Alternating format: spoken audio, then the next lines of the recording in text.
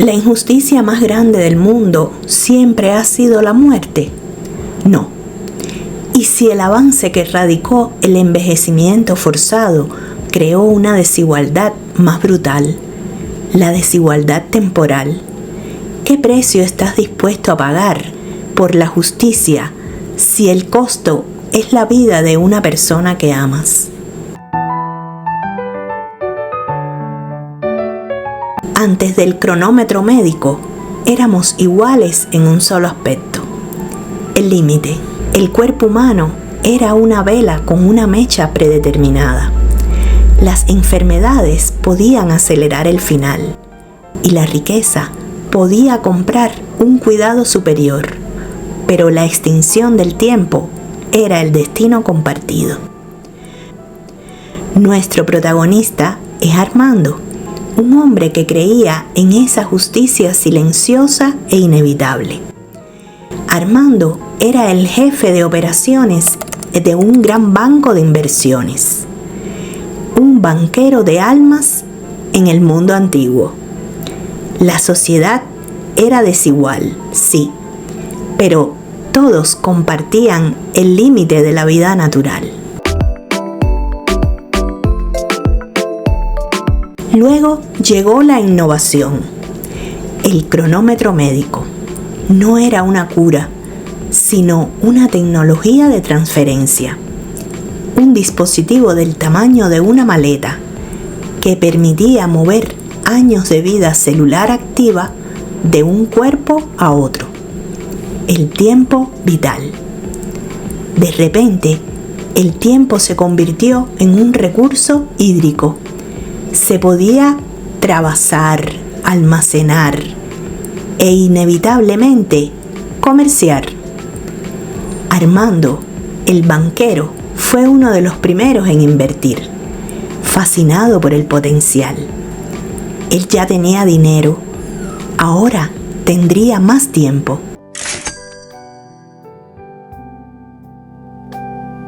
Al principio, el sistema fue noble.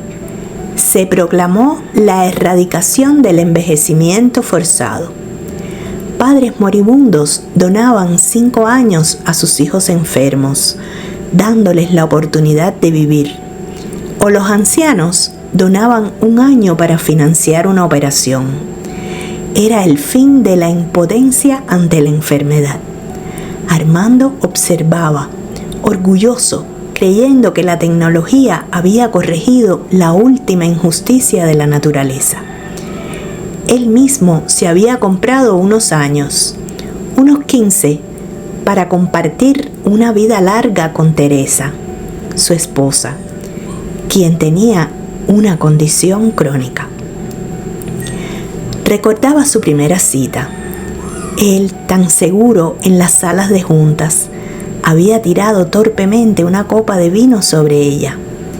Y en lugar de molestarse, Teresa soltó una carcajada, una risa que sonaba a hojas secas crujiendo.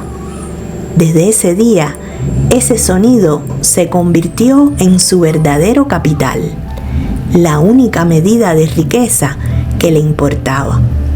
Esa risa, se juró, merecía la eternidad. Pero la nobleza se ahogó en el cálculo. En 1 año el mercado negro se disparó. El cronomédico se convirtió en el motor de la esclavitud temporal. Los pobres eran coaccionados para vender sus años a los ricos. Un joven de 25 años era coaccionado a vender sus años hasta los 40 para saldar una deuda. La nueva élite vivía 3 veces la vida normal, mientras que los trabajadores esenciales se agotaban vendiendo su futuro por supervivencia. Armando, ahora en su vida extendida, mira a Teresa, su esposa, que parecía radiante y eterna. Estaba viva gracias a un flujo constante de años que él compraba en el mercado secundario. Sus manos, antes las de un financiero, ahora se sentían frías y pesadas, como si pesaran con el tiempo que le faltaba a alguien más. Soy un comprador de tiempo robado y tú eres la razón. Él no compró el tiempo para vivir, sino para coexistir. La paradoja era cruel. Había prolongado la vida que amaba a costa de la vida de quienes no conocía, creando una desigualdad más brutal, la desigualdad temporal.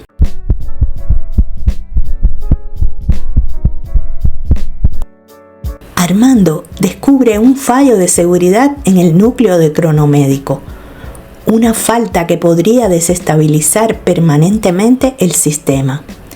Un apagón total. Si lo hace, el mercado de tiempo colapsará. La justicia social universal sería restaurada. Pero al colapsar el sistema, el tiempo comprado se revertiría.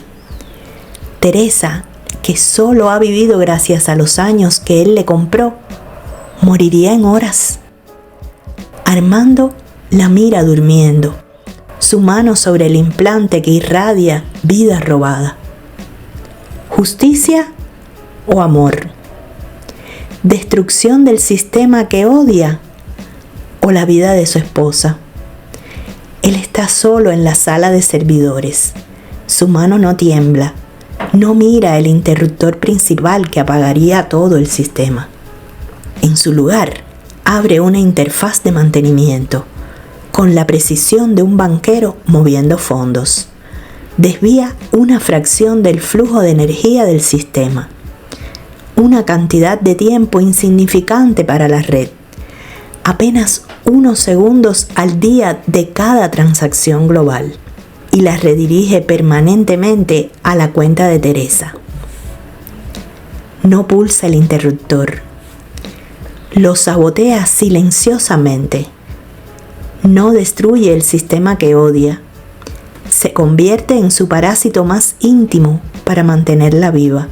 Cierra la terminal y el pulso vital de Teresa en la pantalla se estabiliza, ahora alimentado por el goteo invisible del tiempo robado a millones.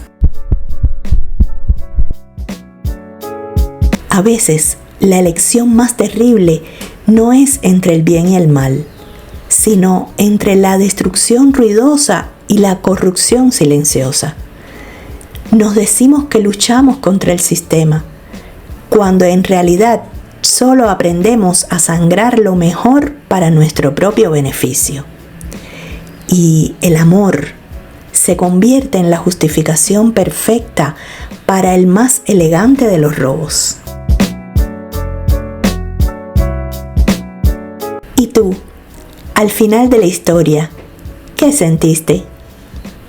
Si esta historia te movió y te hizo reflexionar, suscríbete para no perderte la próxima. Tu respuesta es la parte más valiosa de este podcast. Nos encantaría leer qué sentiste en los comentarios. Soy Luisa y te espero el próximo domingo.